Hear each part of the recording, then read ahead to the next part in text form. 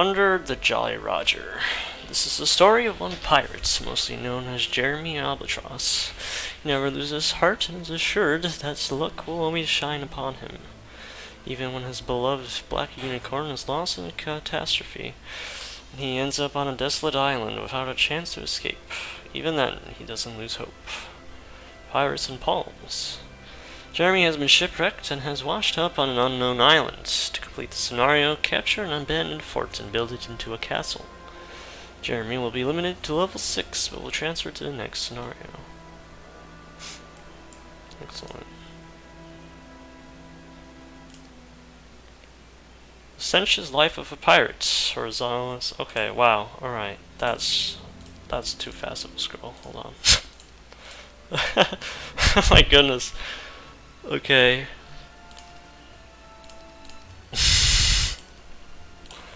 I forgot about that scroll. Essentials Life of a Pilot. Horizontalist. See over the creaking ship. I can't read this fast enough. I'll just have it go past and I'll read it after because this is ridiculous.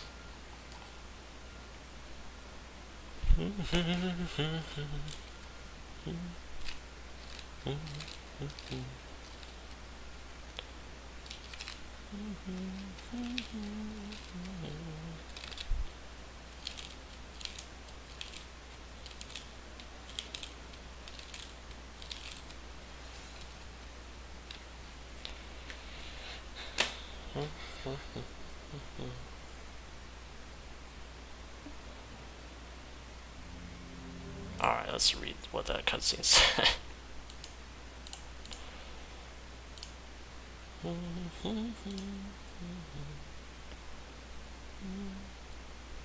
Uh-oh. Oh boy.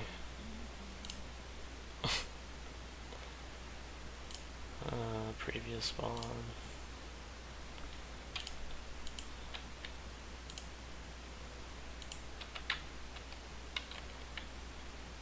Alright. Essentials Life of a Pirate. Horizonless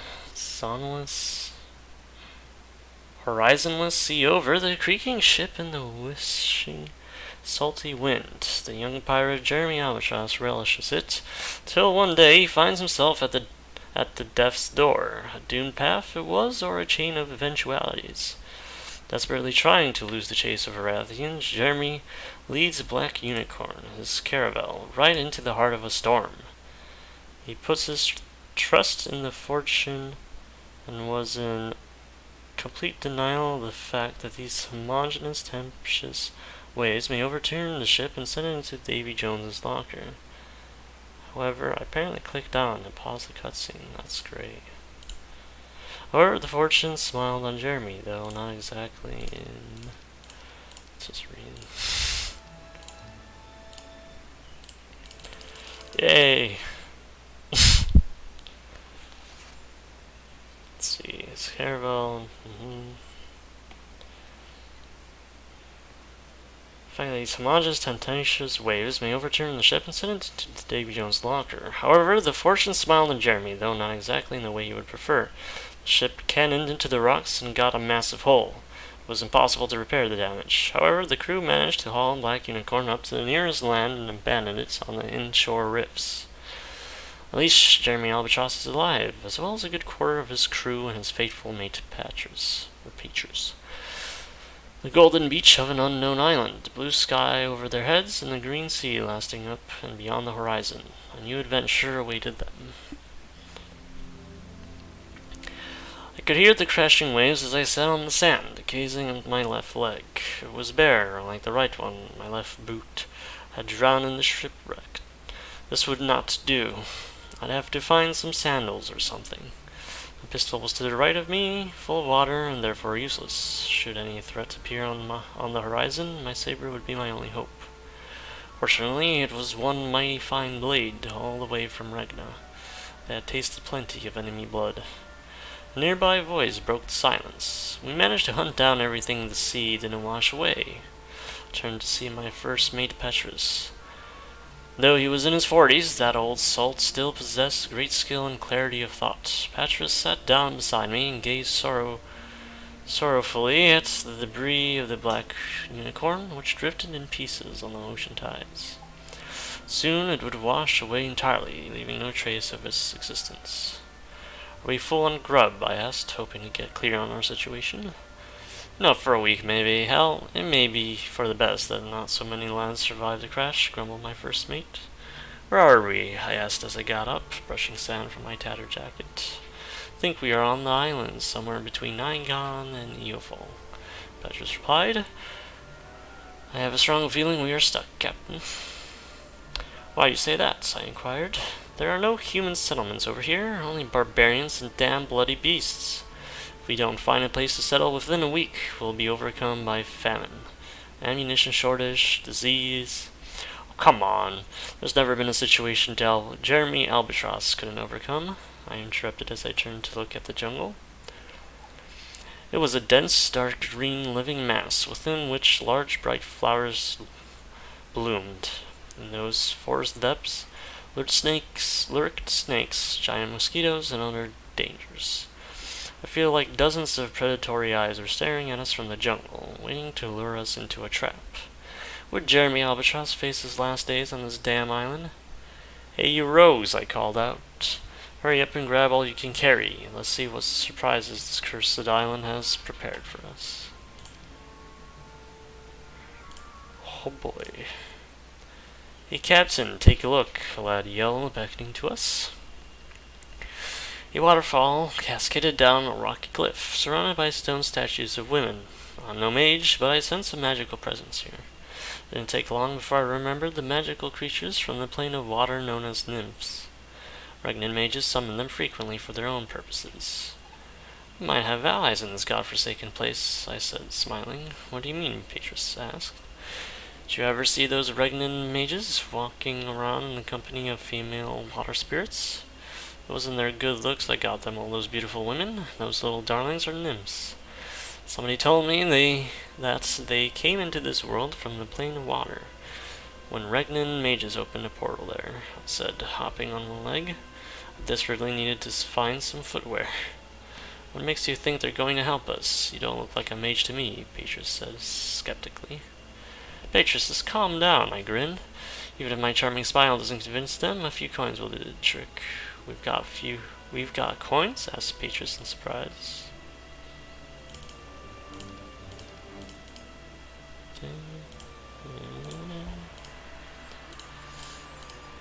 Cannon time.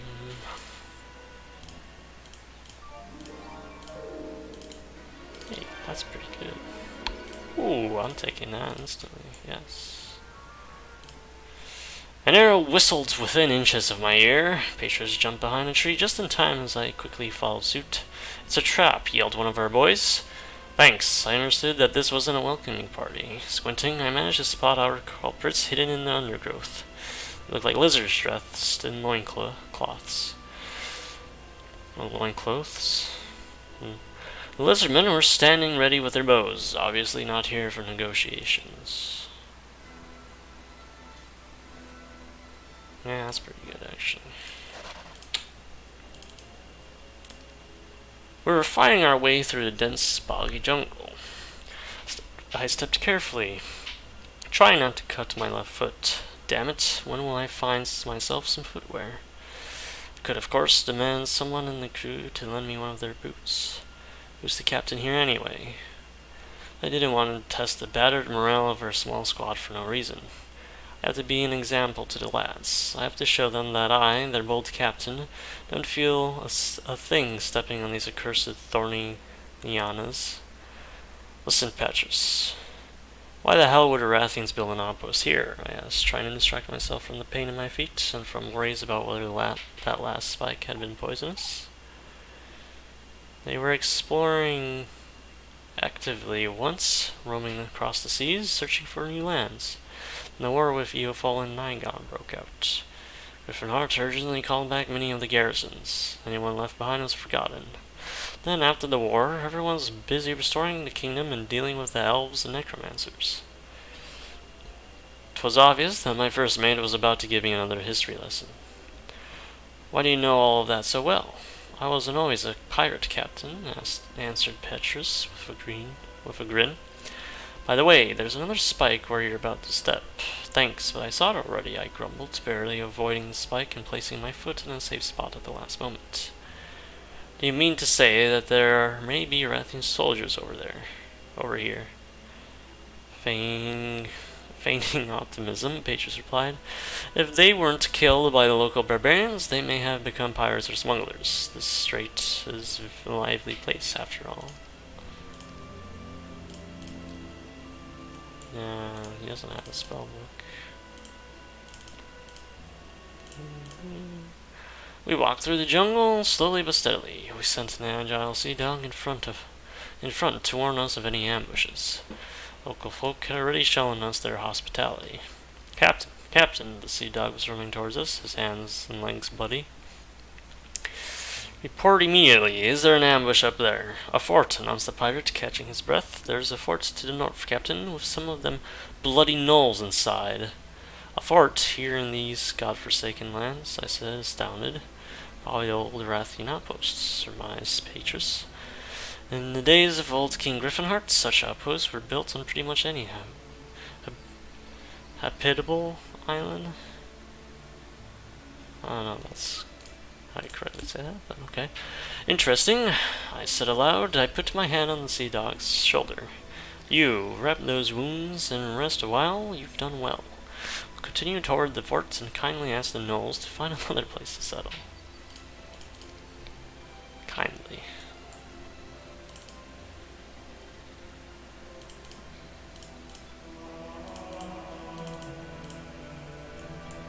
I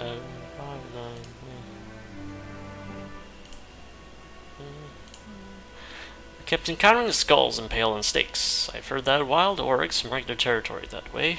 With this in mind, I ordered my men to ready their weapons. Ouch.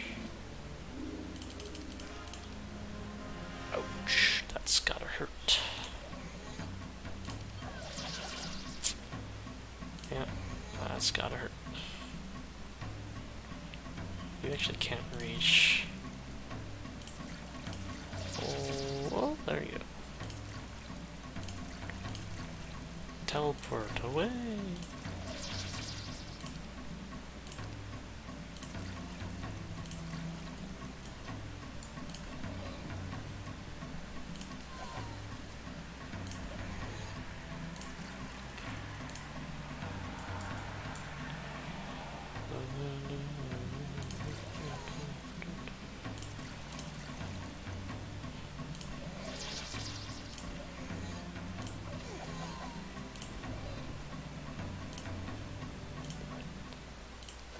Nice.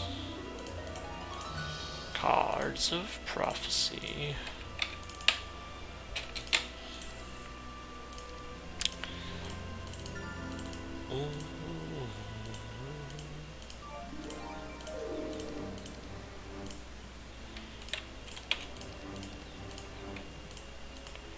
Cards of Prophecy.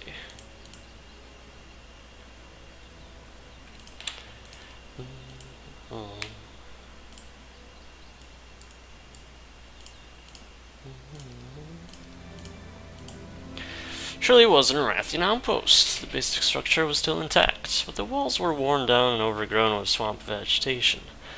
It would need a complete overhaul. The current inhabitants cared little about such niceties. Modest creatures these gnolls were. Smoke coiled upward from somewhere deep inside the fort, likely a cooking fire. I hate to spoil someone's dinner. Suddenly, a huge gnoll emerged right in front of me from a hole in the wall. His neck and body were covered in strange rings and bones, and he was wielding a large club made out of bone from a huge animal. "Arrgh!" growled the gnoll. "Delighted to meet you, sir. I'm Jeremy," I answered cheerfully. "Una arrgh dun Arrgh it is, then. Got it. I ain't deaf," I replied, the crew chuckling behind me. The lads were enjoying our little conversation. But then the gnoll let out a whining sound and raised his club. What a pity. We could have been such great friends. Needless to say, the stupid creature didn't have time to realize anything, and with one loud bang, my pistol had already sunk a bullet in his skull. A berg fell to the ground with a sizable hole in his head. Onward, no quarter, I commanded.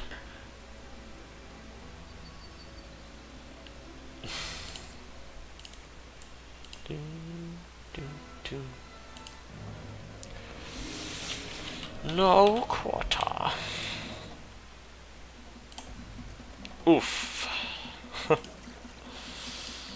That's some damage.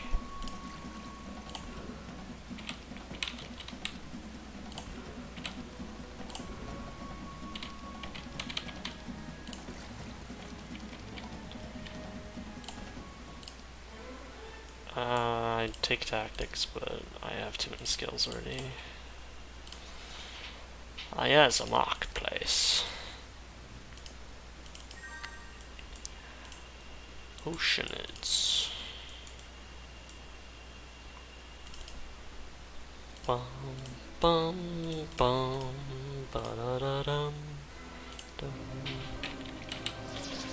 That's rude.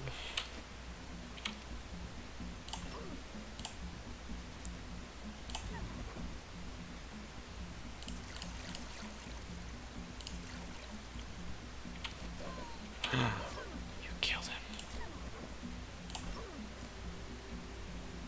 Yeah. Oh crap, might lose one. Oh no. Bum ba da da dum dum dum da da da da dum dum. No mage shield, right? Oh, there's a mage shield actually.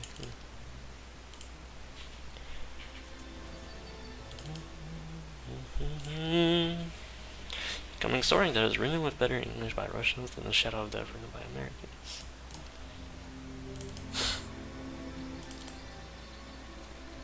Well, it's not entirely false. So I could probably kill these. Yeah, boy.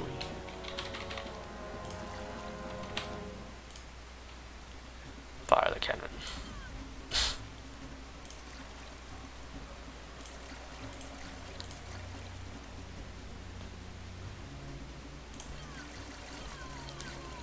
Oh.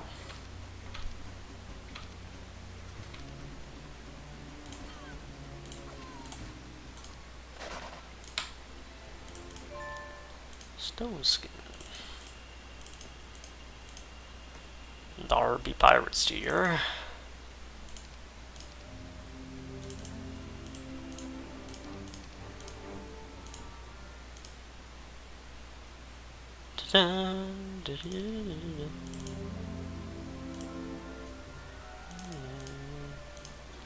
Came upon human footprints in the sand. With high hopes, we followed the path, eventually finding the smuggler's hideout.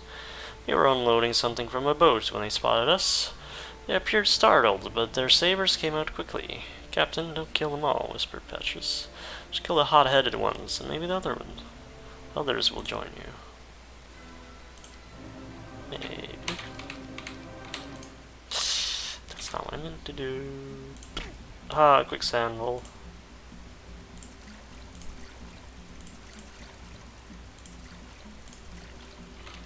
Perhaps I will do that.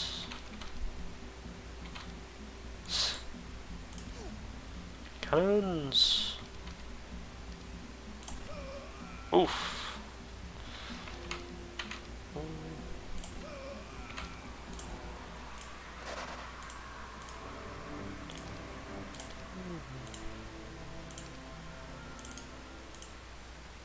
Yeah, why not?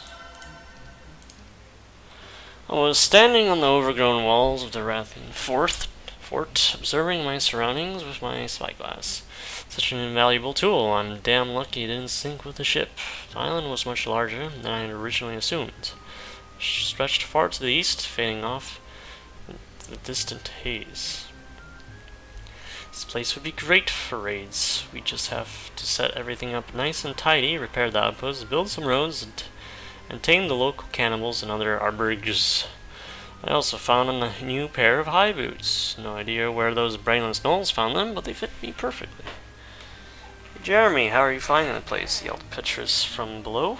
We went through the gnoll supplies and found some good some food and drinking water. There's even a well over here. It's a nice place, I replied. My ship is on the bottom of the sea, so I was going to have to become a land rat anyway. What do you think about that? Yep, I was about to suggest we drop anchor here, laughed Petrus, scratching his chin. Look, this whole place is unprepared. If the gnolls attacked, we'd be slaughtered. It's like we need a real fortress with impregnable walls, traps, and strategically placed turrets, I replied, stowing my spyglass in its leather case. Problem is finding the stone and wood to do all that. I doubt there's much trade here. Captain, I suggest we scout the surroundings. If there are smugglers in the area, then surely they lose some of their goods once in a while. Some goblins may very well use those goods to build shelters and such. There's plenty of material here, you just have to look sharp. Feeling inspired, I descended down the old cracked stone ladder. I was afraid it would reduce to dust under my new boots, to be honest. Petrus came down too, startling me with a question.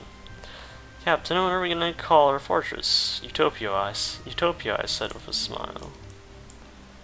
Yes, Utopia. Utopia? Oh, look at that, some more.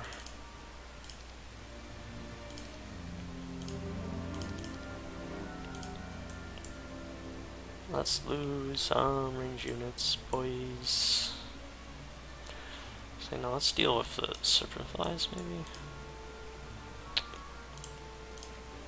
I want more nymphs, though, so. Deek.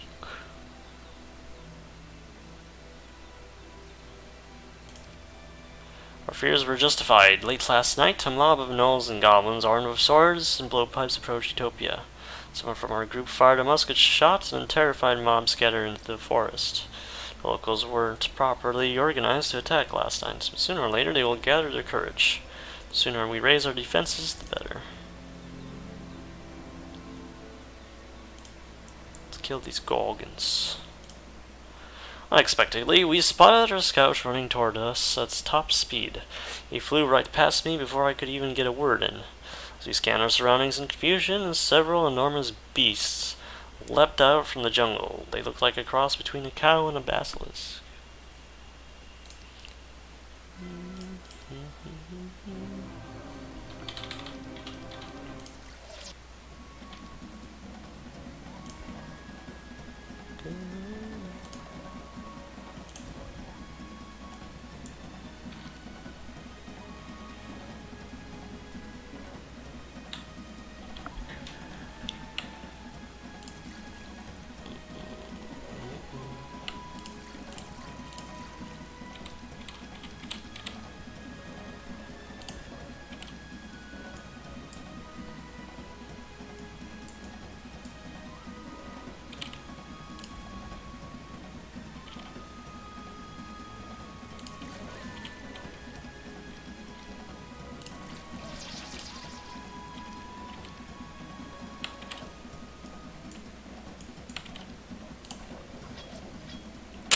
Okay.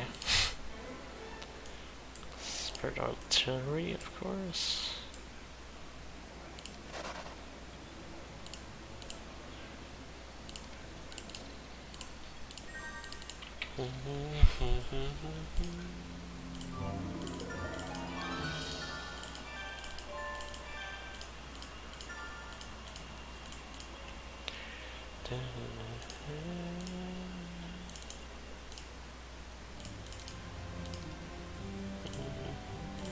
Alright, those are Hoda stacks, I forgot.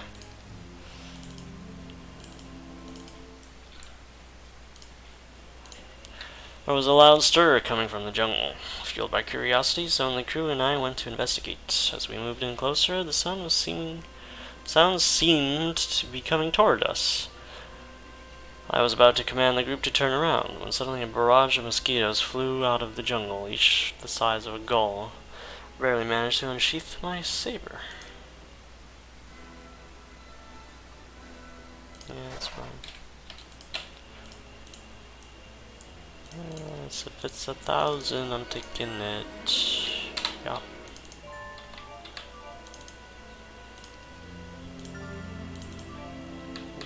Wood.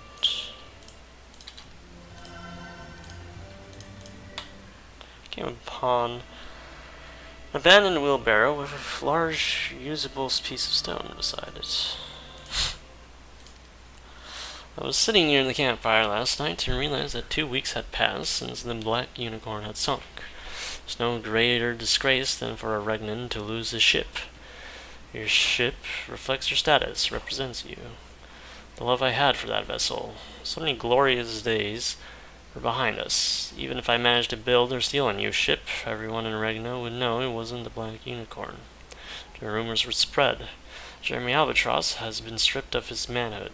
His old tubs has sunk, and now he floats around in his wooden dinghy. What a loser.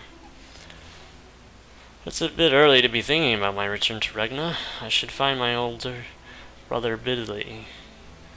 He may be one hell of a swindler, but he wouldn't spread rumors about me.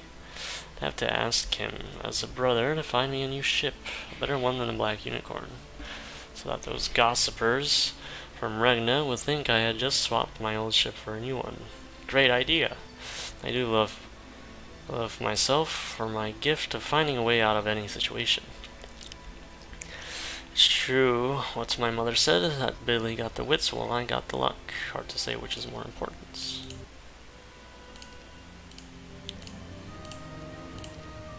Oh, it's just a dispel.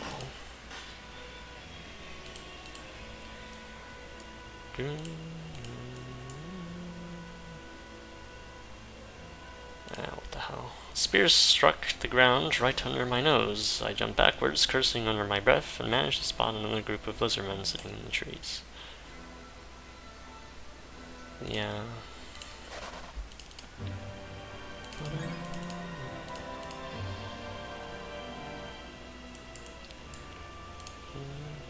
Should I need more nymphs?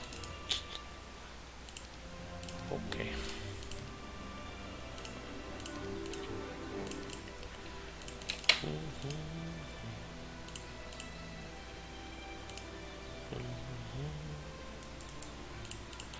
I'll just pick them up now.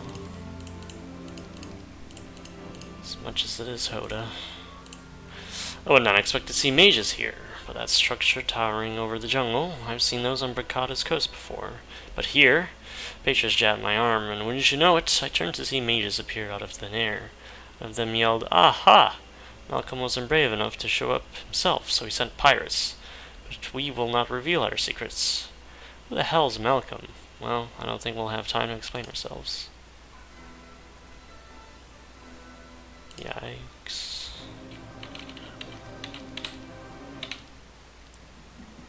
That hurt. Serves you right. Triple damage!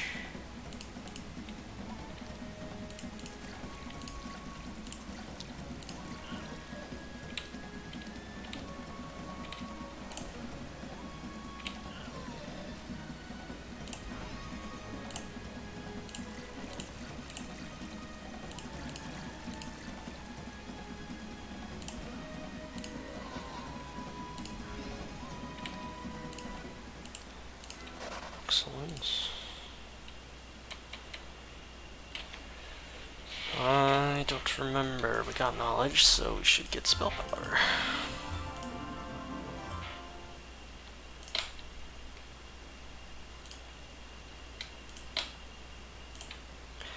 Could be worse than giant carnivorous fireflies living near the river. Perhaps that we were near said river.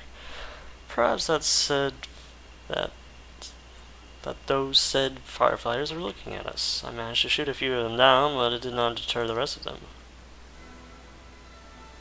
Oh. Damn.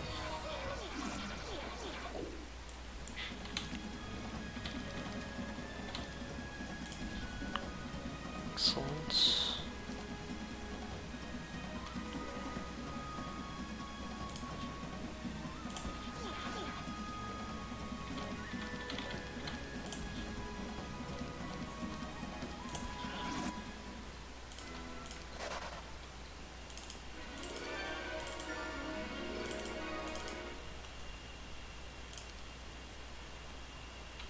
One of the guards approached me, a look on his face showing disappointment and reluctance. "Go on, tell me what happened," I said.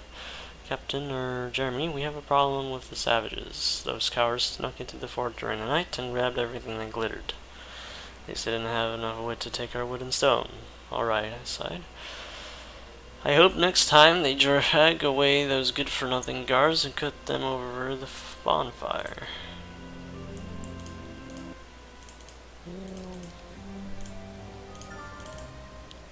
Entire shore was bestrewn with ship rubble. If searched, this record could yield some wood for building with. Curse. An ogre magi. A large ogre bearing an axe came out towards us. He wore chainmail and a black eye patch. "You should come for your friends," he growled. "What friends?" I replied in surprise. "Collar's band. We captured their hideout and all its treasures, and we're about to fill it up a little more with your goods," the ogre grinned menacingly. "My dear friend, I have no idea what band you're talking about, but if you want to take our goods, you'll have to take them from my corpse."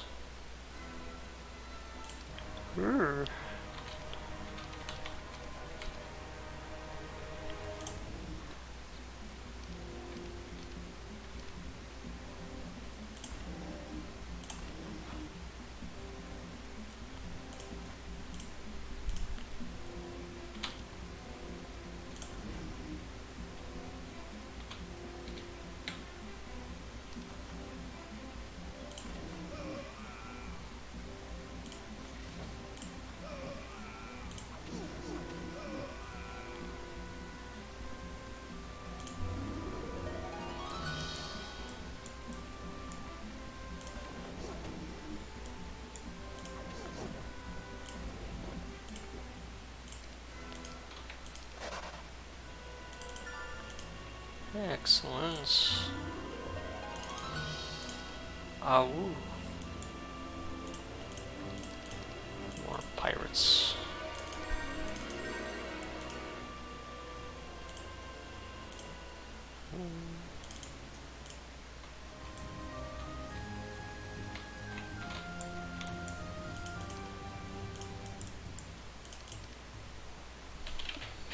Dun, dun, dun, dun, dun.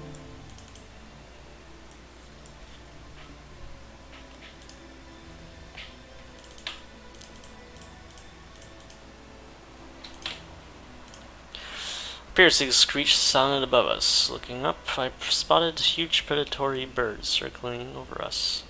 I don't know what we looked like to them, but whether men or mice, we had to be prepared for sudden attack. Ouch.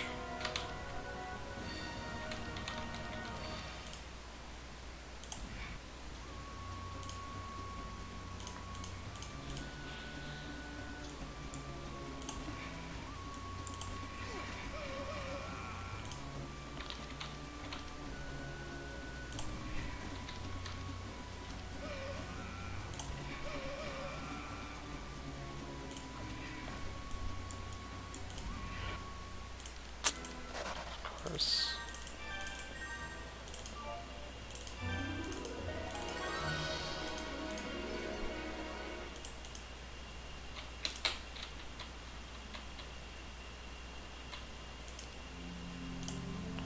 Access denied. Password required, a voice boomed from within the iron statue. The presence of these statues on the island warned me from the beginning. I assumed they were golems, possibly guarding something valuable. "Captain, it looks like the guard of an old storehouse of some kind," said Patras, pointing over the golem's back. "Surely there's lots of booty in there." "Password not given. Trespasser will be killed," boomed the iron guard, jarring me from my deliberations. Suddenly the guards attacked.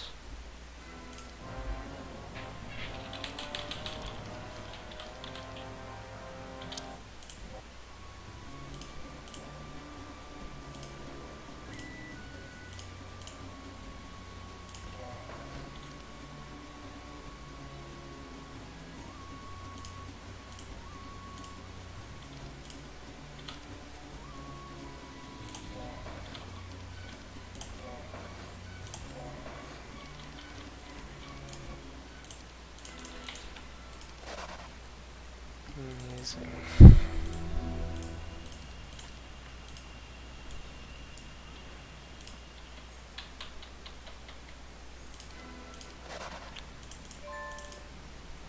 Good dry wood had been meticulously stored in the Knowles camp. Who knows why they didn't burn it, but that doesn't really matter. They have great use for construction.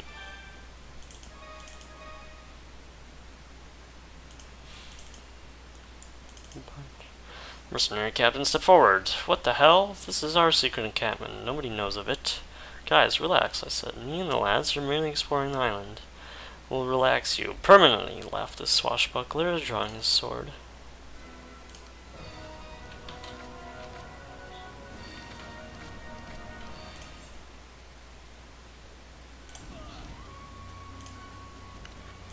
Oh.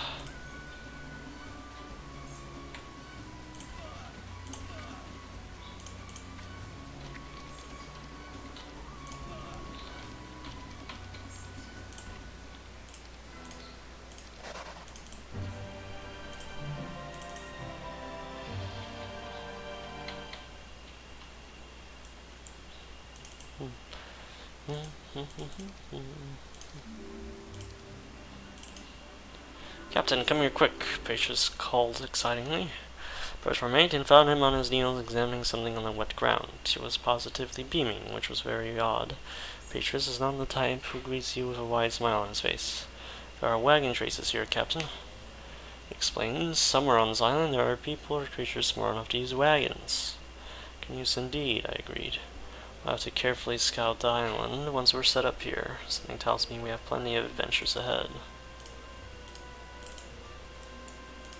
Oh, Gatter.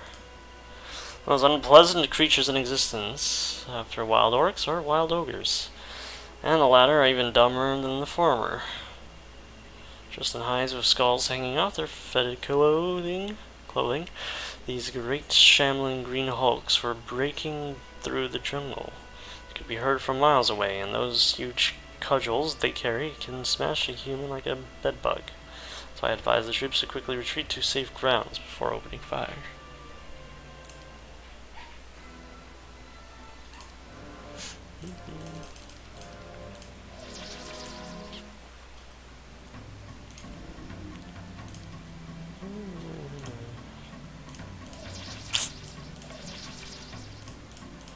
Not falling for it that time.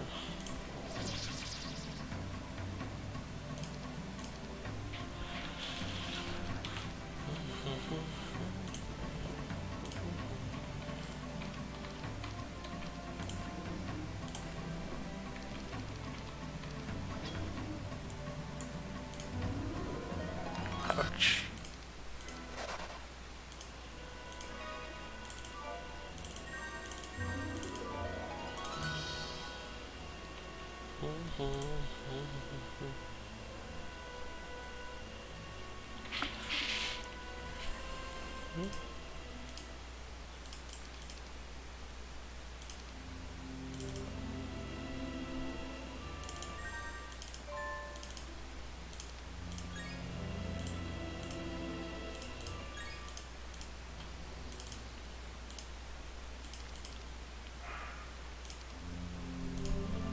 A group of wild goblins crowded near a temple, waving their spears exuberantly. They were howling in their guttural tongue, paying no attention to our party. We were just about to leave when suddenly a goblin in a hideous mask, probably a shaman of some sort, pointed at me with his staff. He was yelling something unintelligible as the rest of the crowd turned toward us. I drew my pistol and took the shaman down with one shot, his body collapsing on the stony floor of the temple. I expected this to frighten them, but the little rascals were unfazed. Filled with a desire for vengeance, they ran towards us. Core.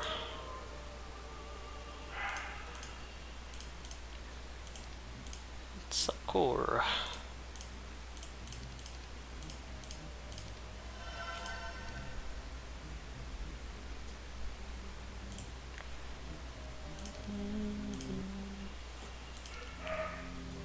Nothing else to do.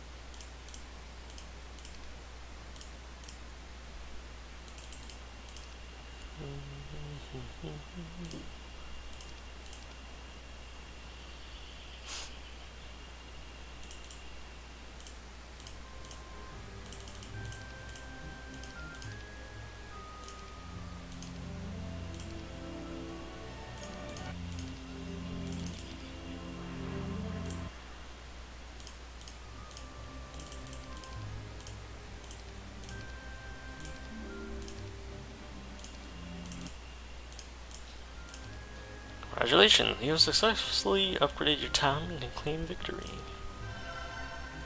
Ooh, yeah. What is all this nonsense? Oh, it's the same thing, okay. This is called Under the Jolly Roger.